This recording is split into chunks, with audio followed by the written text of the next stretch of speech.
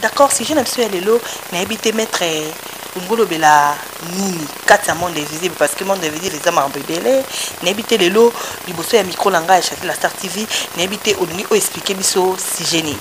Oui, les lots, na poussana qui du bosso bandeko, pour na ko meka ko expliquer na moi bandeko mingi. Si j'ai on a yaki mingi ko talisa bandeko porte-monnaie magique. Et logo nini ezali porte-monnaie magique, pe le lenge nini porte-monnaie magique et ça là. Parce que ça la bandeko il y a porte-monnaie magique, mingi balinga ba mon appel pratique parce que ba te delinga yamba ba loba kaka ba loba ba c'est là vraiment ba pratique té. Ba ça vraiment ba. Oui, yango na kolinga ba na la bandeko porte-monnaie magique yango. Porte-monnaie magique yango. Ils ont représenté na miroir. Miroir on déjà permettre entre monde physique et monde invisible basala en communication, basala en contact. De monnaie couleur nango, ils ont couleur rouge. Donc tout derrière ils ont couleur rouge. Na carte toyo trouver le sous-croix comme ils ont liboso ya pentacle parce qu'il n'a pas qui porte-monnaie magique, il faut y avoir pentacle nango. Donc ils ont pentacle, ils ont la carte ya porte-monnaie magique. Bandeko mingi na internet bazola ki sabiso porte-monnaie magique mususu. Le vrai porte-monnaie magique ya moi na mimia on liboso na bino bomona. Vrai porte-monnaie magique ya moi parce que ça représenté na ba pentacle na mona carte. À partir ya awande demande au biso to sala et on sala apparaître ici. Mon cameraman Benda vraiment pour il y a monté bazou kabalanga. Demande biso to sala et quoi apparaître à. Donc dans la bandeko na la kisabango juste un fonctionnement il y a porte-monnaie magique. Voilà pour qui est dans le plateau. Ah mais non attends Fandi na yo juste juste na protéger croix. Kaki.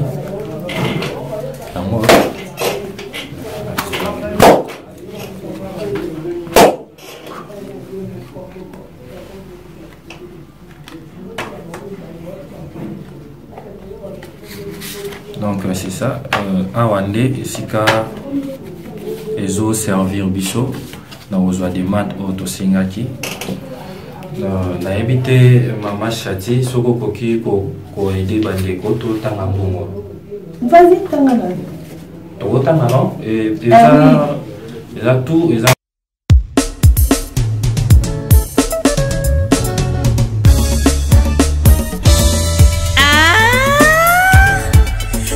La Star, groupe cinématographique La Liberté. Liberté!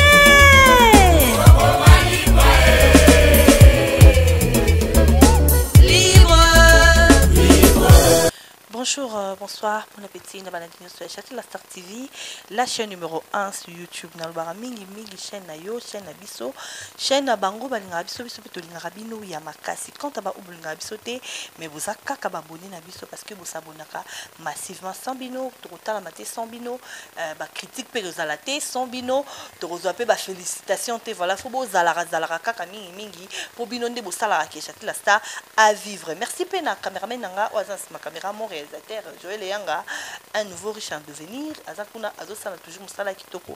À ma coordonnatrice Nancy Motema, qui juste m'a na Melin, balobi mes condoléances, à qui juste m'a depuis Melin, ou à Bungsi maman naye, pour te ça déjà, c'est samedi de cette semaine, et puis te enterrer, balobi tozana yonde, basweli balobara, Paul et Bissiko Zali Nakatamboka France, na Melin, lelo, oyo bo retrouver chez la Star, bo comprendre, Nazawa, Pinazé, Sikani, bon. Balobi château la Star azaka kamo pa disango abimela bino basango o bino bosenga biso parce que basango nios ya basango nios ezaka ba nouvelles photos yebara qu'est-ce qui se passe dans le monde parce que tozana kati ya mokili da o bazana kati ya mokili te et tali bango biso tona kati ya mokili tozo kato yeba qu'est-ce qui se passe dans le monde naza awa lelo na maître mukulu muluku maître muluku oyo aromeka un peu ko éclaircir biso qu'est-ce qui se passe nini linga lobela bana mukili bana poto bana partout connaissance spirituelle de balobaka to meka un peu ko sola na ina no to eba nini o amebeli biso nini oyo alingi a expliquer ba fan na biso ba fan na ye et puis bato balandaka biso que j'ai dit déjà bonjour maître. Oui bonjour maman la journaliste. Boni.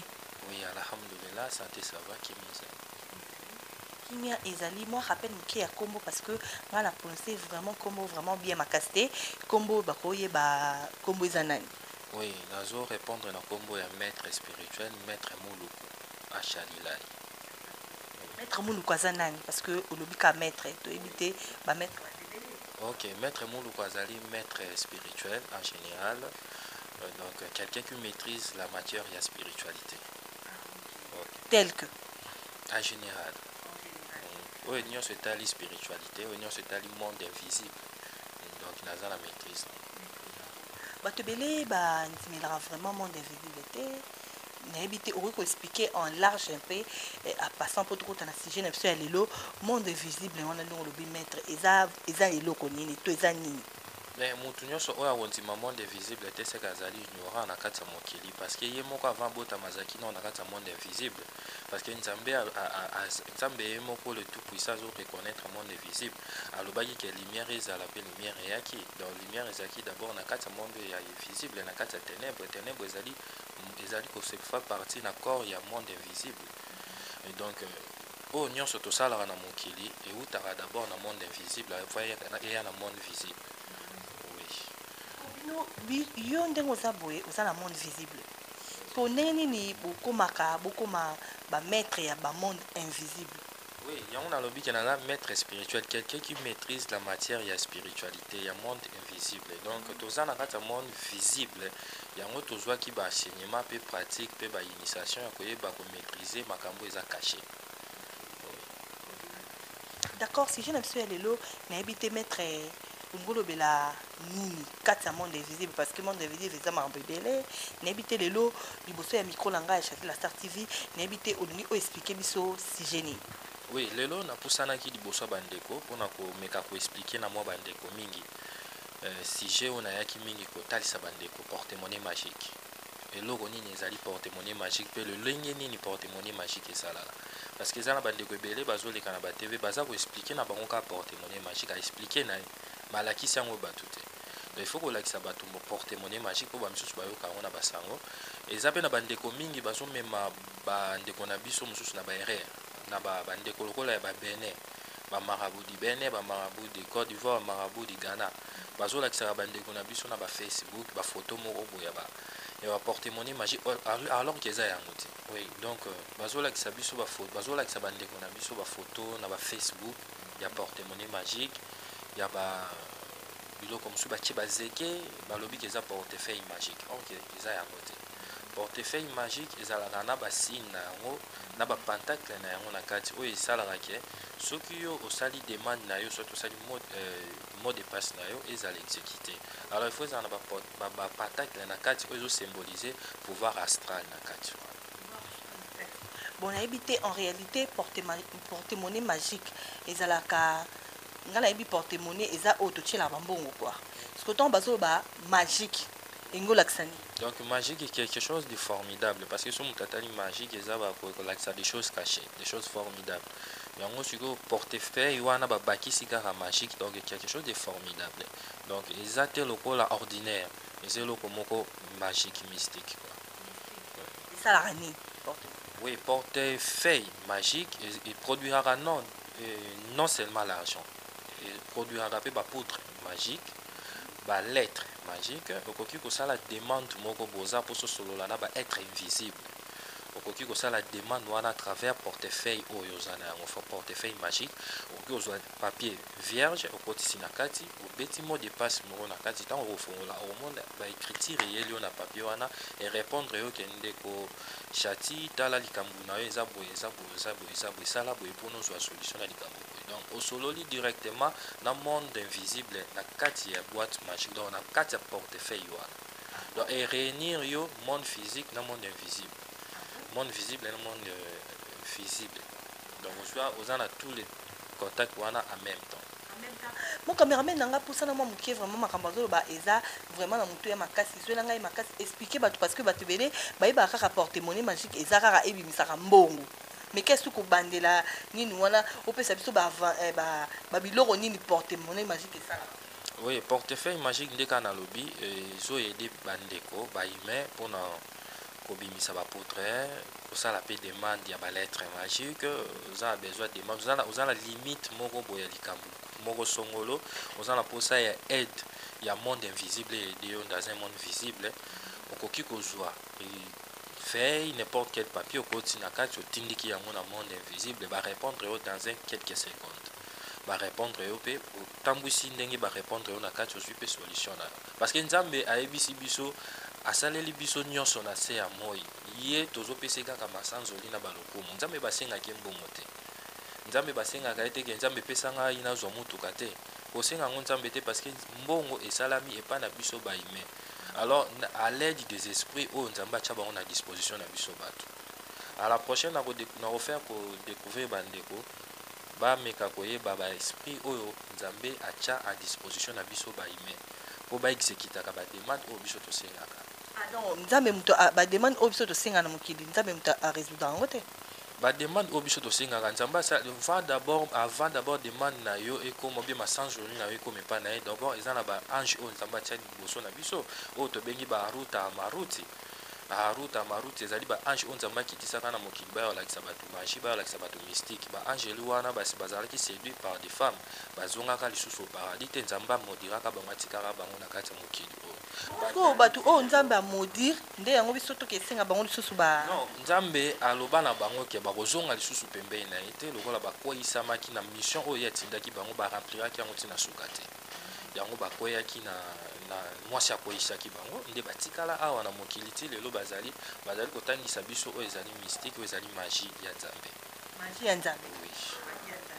Bon, relation nini eza entre makambo oyo tozoloba na nzambe parce que nomoni ozoloba monde invisible ozoloba mpe na nzambe parce que nzambe mpe toyebi aza mpe monde invisible est-ce que tomonaka ye te est-ce que opesa biso différence moko boye entre makambo ozoloba na nzambe?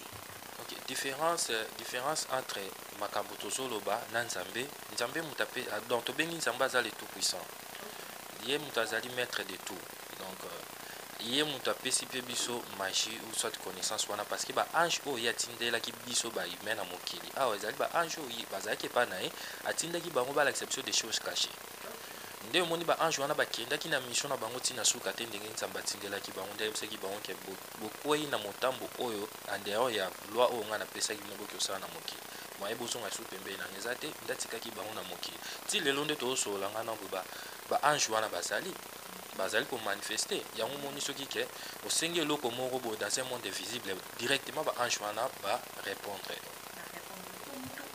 nzambe ye moko mutu abwakisi bango mpona nini biso sikoyo tobanda kosenga bango biso tozosenga bango directement te biso tozopesa bango bamot d'ordre parce que biso toza na pouvoir parce que toza baêtre oyo toza rassemblable na nzambe biso toza na pouvoir plus que bango bayaki kaka juste kolakisa biso oyo toyebaki te mai batiaka yango botie ji ekomi rouge eloko kaka bango bayaki kolakisa biso ya biso toza na pouvoir mpe na mot d'ordre ya kodirige bango mais avant ya kodirige bango fo ozala mpe sikoyo na oyo babengi connaissance astrale makasi connaissance visible oyo ozala na yango oyo ekokide yo oyebana ndenge nini ya kokonza bango. ondimaka mpe ke nzambe existe mais oui nzambe aza être invisible azali koexiste Jésus-Christ asalaki époque na ye etaki prophète kimia na nzambe eza pana ataki prophète alekaki asalaki oyo ezalaki comme mpe mission na ye nzambe atindaki ye alakisa mpe bato mwa nzela mosusu mpe asalaki mission na ye. ondimaka mpe ndenge balobaka Jésus-Christ aza nzambe? Mais non, Jésus-Christ azala nzambe te wana eza débat mosusu atre ezalaka entre religion interne na religion interne mais awa nazali juste na unité ya etake maître spirituel en général mais en réalité Jésus azalaka na ye nzambe te aza juste envoyé de Dieu ndenge baprophète Moïse baleka ndenge baprophète nyonso baleka ye mpe aza juste prophète asalaki kaka chemin na ye ndenge kaka nzambe azotinda mission na nde mpe atindi mission epai na yo Chati la star kende jour intel okutana na maître mundu kusala mission na yo osali mission na ozosala na mokili ezaki koyede bandeko bavandi na ndako sikoyo bamona nga na koti na batv na bango na koexplike bango donc mutu na mutu faut comprendre mission ni nzambe atinda yo na mokili yango mona bandeko na biso mosusu ya baeglise de réveil bamibengaka baprophète po ameki moko mi comprendre mission oyo yayaki osala na mokili ya kozwelaka bato bandoto barévélation directement milamuki ye moko asurnommé prophète Merci beaucoup. Tu as vraiment la maman na sujet na biso ya lelo o to yeli awa o peut koka et pas mettre mon ko ya lelo porte-monnaie magique. Pourquoi kaka porte-monnaie magique? Est-ce que na kati ya spiritualité eza na eloko mususu te à part porte-monnaie magique et on ka ndefo et résoudre ba besoin na biso te eza na eloko mususu pe ezali? Bon, portefeuille magique oyo eza plus vraiment capital. Na bandeko o bazana ba problème financier. Ba o bazana ba problème financier. Ba msusu bazali ko pratiquer ba pouvoir terrestre. Ba pouvoir terrestre ba pouvoir bokoko. Ndozo mona bandeko mingi bazo kendaka na bandako ba tradition bazo sengaka bango ba mama na bango ba papa na bango bandeko na bango bazo pesa bango.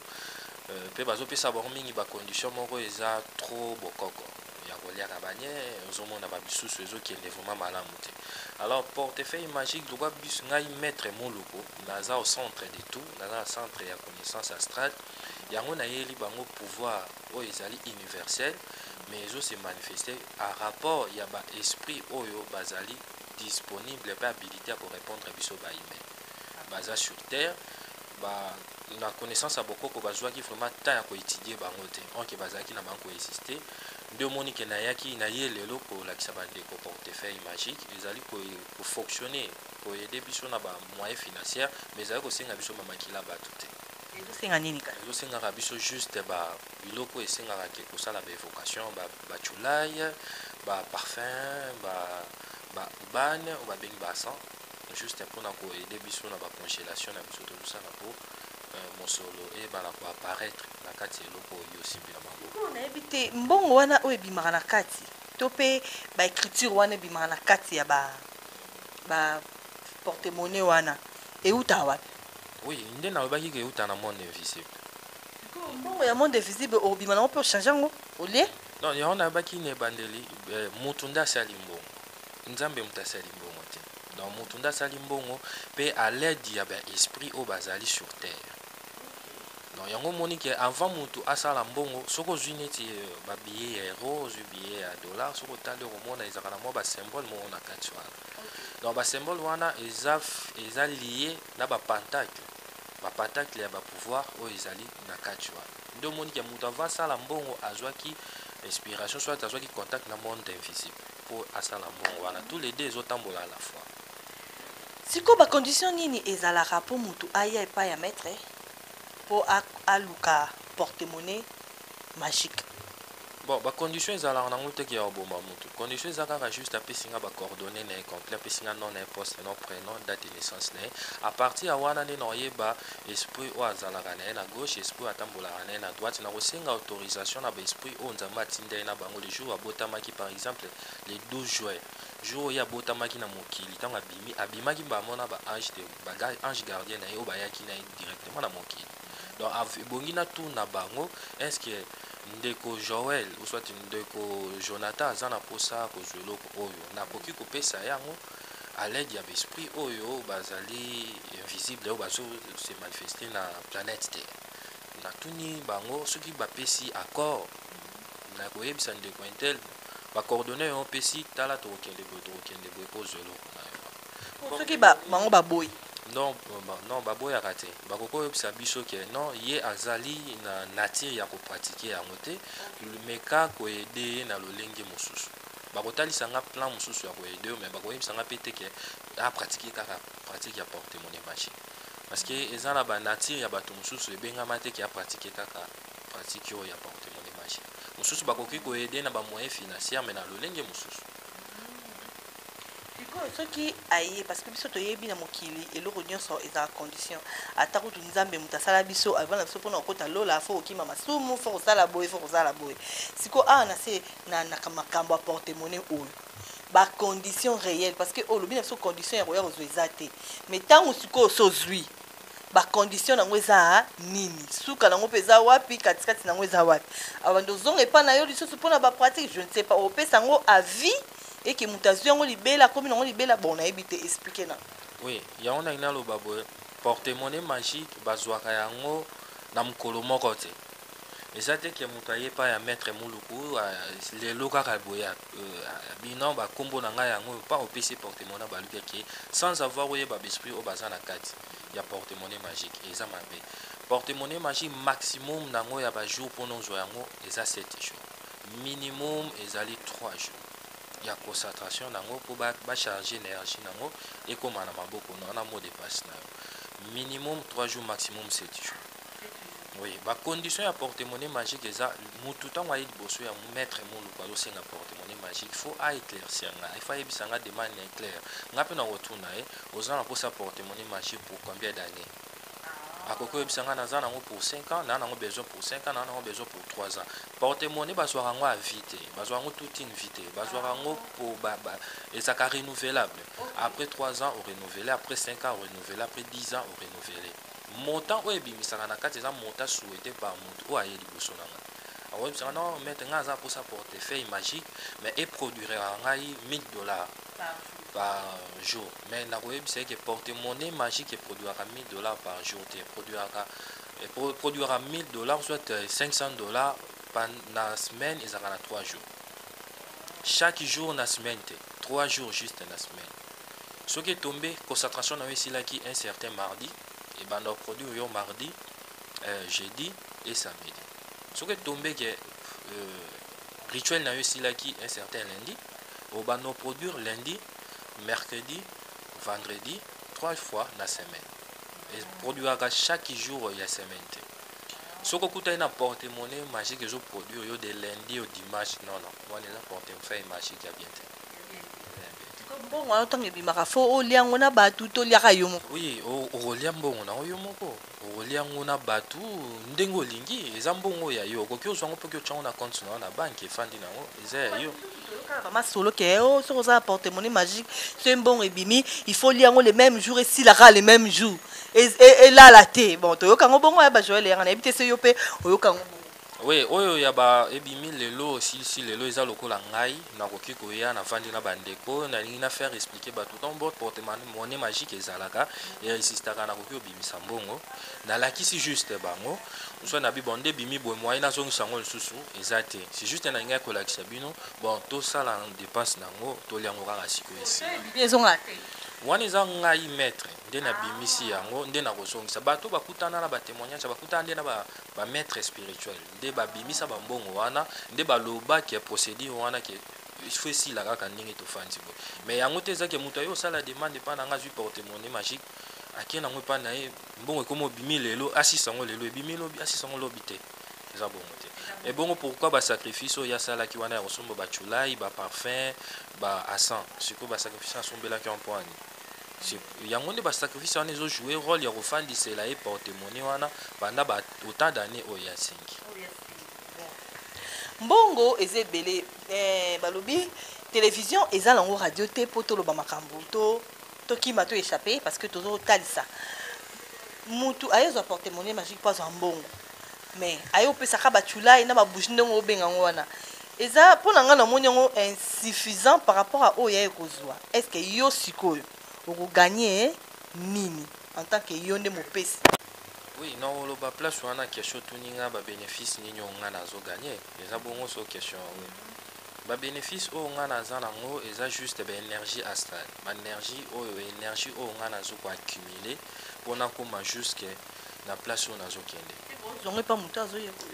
Non, tango non, tango ba esprit oyo baza disposition na biso ba humain bazo se manifester. Na pe nazo gagner place moko bo na monde invisible pona koma immortel. Parce que l'esprit n'a pas et comme na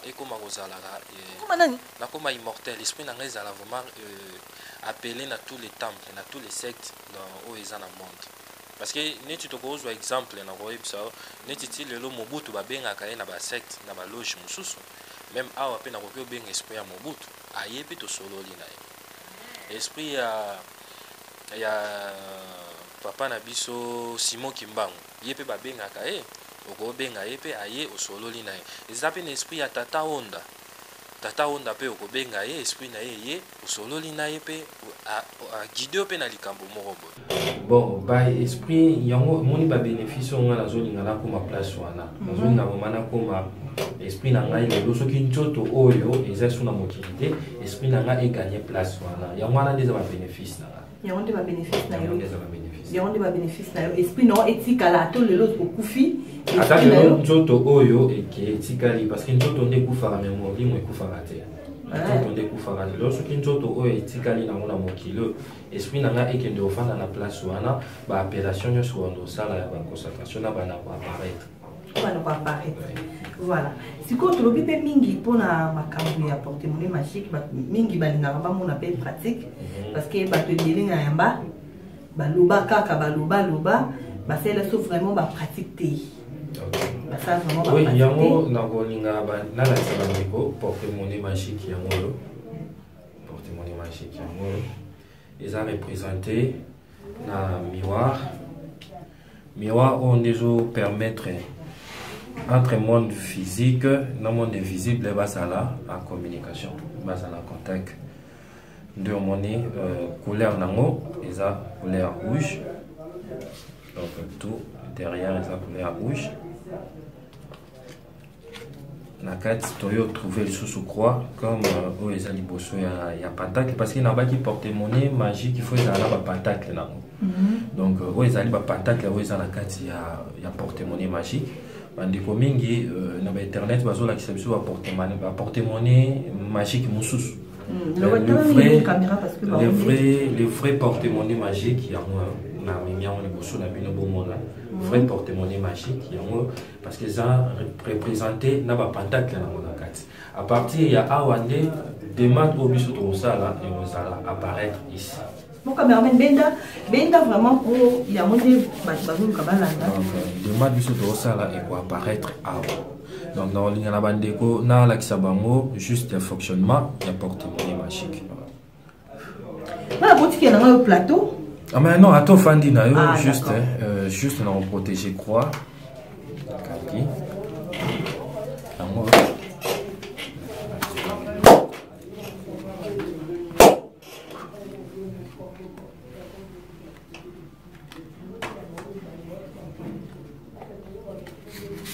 Donc c'est ça, un Wandé, ici les eaux servir biso, dans aux des maths au Singaki. Na évité maman chati, soko koki ko aider bandeko tout temps à bongo. Vas-y, tangana. Tout temps non, et ils ont tout, ils ont habillé des sons. Ils ont habillé des sons. Là, juste tout temps là. Vas-y. 1, 2, 3, 4, 5, 6, 7, 8, 9, 10. Donc, on peut voir sur un parce que ça bien ma bête, ils ont malade. Aux gens connaissent un dollar. Et ça bien. Ils ont ma bête. Ils ont malade. Ok. Donc c'est ça, juste la qui va déco.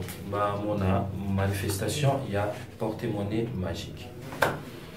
Voilà, c'est par là que toujours j'étais dans l'émission il y a les parce que nous mon moni ndengeni bisona bino na notre cameraman je vais dire à tout moni ndengeni ezaki vide pe bongo ebimi $10 na kati na wana ebimi na kati ko rolo bani na bato yo bakwa na ngote o faut ba ya pe pa na yo moi numéro de contact mais désolé quand déjà na bon nango ba combien déjà l'écran wana mais moi rappelle et ça à moi bien et puis ba ça la ndengeni po ba ya pa na ba conduire les enseignements qui synthèse pour to clôturer.